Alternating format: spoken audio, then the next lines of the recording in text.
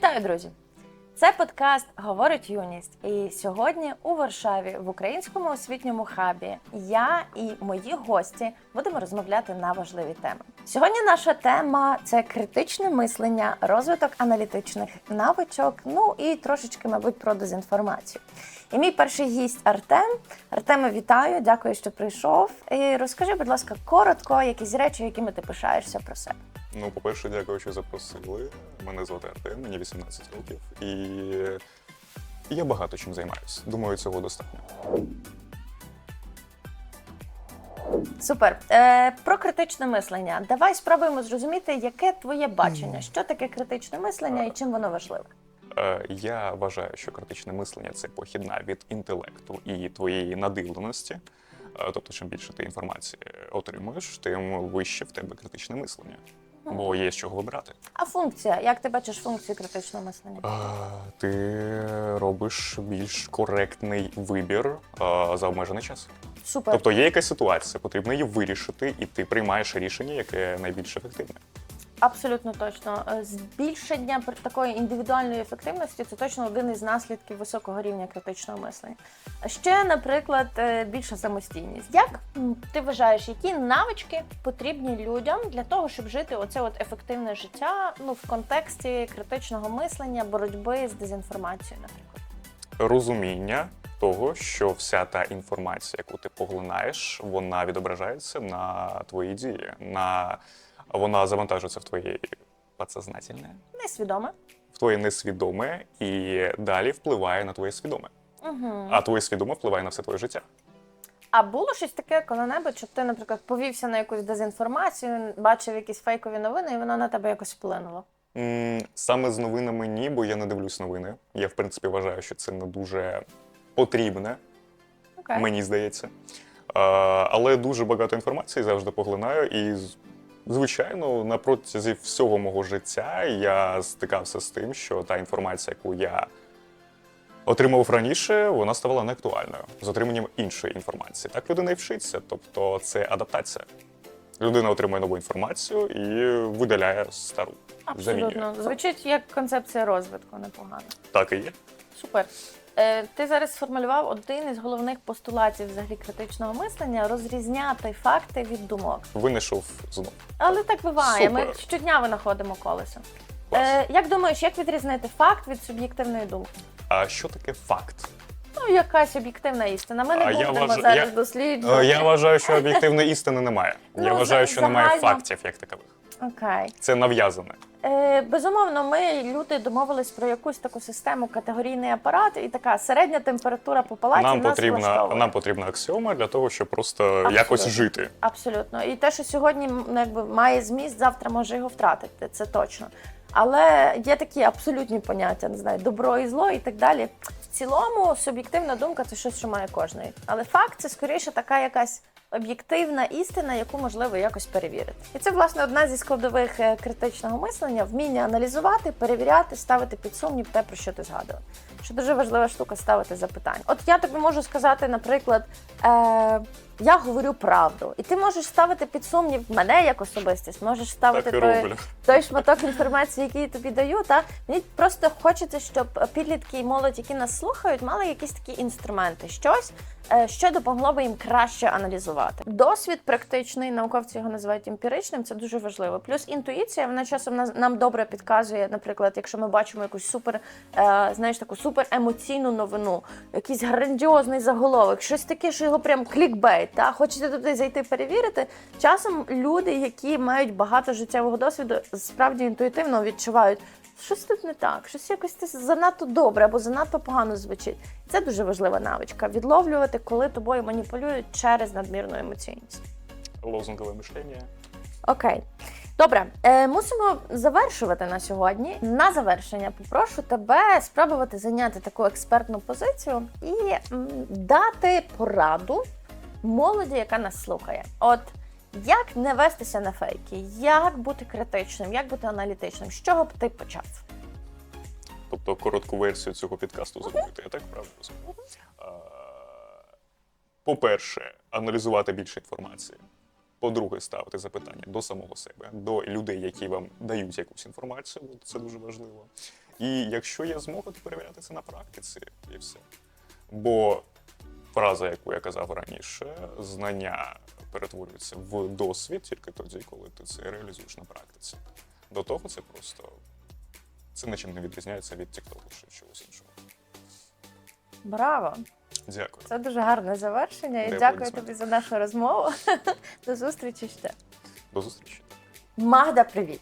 Ти сьогодні моя друга гостя в темі критичного мислення. Розкажи, як ти ставишся до цієї теми, чи ти взагалі розумієш, якщо не розумієш, it's okay, абсолютно. От що таке критичне мислення за версією тебе? Це вміння аналізувати новини і загалом інформацію, яка до тебе надходить, перевіряти її, зважувати, чи це точно правдиве, і тоді вже вірити в це. Браво! Це ідеальне визначення того, про що ми сьогодні хочемо говорити. Розкажи, чи має місце критичне мислення, аналітичне мислення в твоєму житті? Чи ти користуєшся цими навиками? Так, але мені здається, що мені не дуже вдається. Мені дуже важко робити вибір. І зазвичай, коли я бачу якусь інформацію і хочу в це вірити, я в це вірю. І тому це трохи важко. Але все ж таки стараюсь повністю все перевіряти і питати якихось дорослих, розумніших людей. Що ще, окрім як запитати в когось, не знаю, в Гугла, там ще в когось, що ще, які стратегії можна застосувати, якщо ти стикаєшся з інформацією? Якщо це вдасться перевірити самому, якийсь, не знаю, дослід фізичний, хімічний, і це можна зробити вдома, то можна перевірити, чи воно справді Якщо так там працює. наслідки на якісь Ну, так, катастрофічні, звичайно. якщо це не коштує багато грошей, часу, ресурсів і так далі. Абсолютно згодна з тобою. Чи ти коли-небудь стикалася от на своєму життєвому досвіді з чимось, що, не знаю, прийшла до тебе якась інформація, і вона виявилась, може, якоюсь сумнівною чи неправдивою. Бачиш, що є Так, щось? так. Мені декілька днів тому подружка в школі сказала, що кава корисна і вона допомагає схуднути. Але це, навіть не перевіряючи, можна зразу зрозуміти, що це неправда. По-перше, нічого не допомагає схуднути, крім збалансованого харчування і дефіциту калорій і тренувань. А все інше це просто якісь там дієти, всякі там фруктові, овочеві, вода, голодування. Ні. Це просто не Це просто знущання над Так. собою, і люди в це вірять і продовжують це робити. Бачиш, тут дуже класна штука є. Така, я нею користуюся в житті для того, щоб перевіряти, якби критично дивитись на якусь інформацію. Чи це не звучить як просте рішення? Бо в складні часи люди шукають простих відповідей. І тому так процвітають різні там шахраї, різні оці такі, знаєш, портали з якимись там сенсаційна новина. Я коли бачу якийсь такий заголовок, у мене відразу спрацьовує, ого, щось тут не так. Тут, якщо будь-який заголовок чи будь-який шматок інформації викликає таку надмірну емоційну реакцію, це red flag. Це от відразу щось там приховано. Окей. Як, знаєш, от хочу про це запитати. Чи ти розумієш, як відрізнити надійне джерело інформації від ненадійного? Нам просто розказувала вчителька на біології, що якщо ми шукаємо якісь досліди, то обов'язково треба подивитися, чи ця стаття написана якимись цими науковцями або підтверджена якимись науковцями, університетом або чимось таким, а не просто написана журналістом, аби написати статтю. Або штучним інтелектом. Отож, бо це взагалі.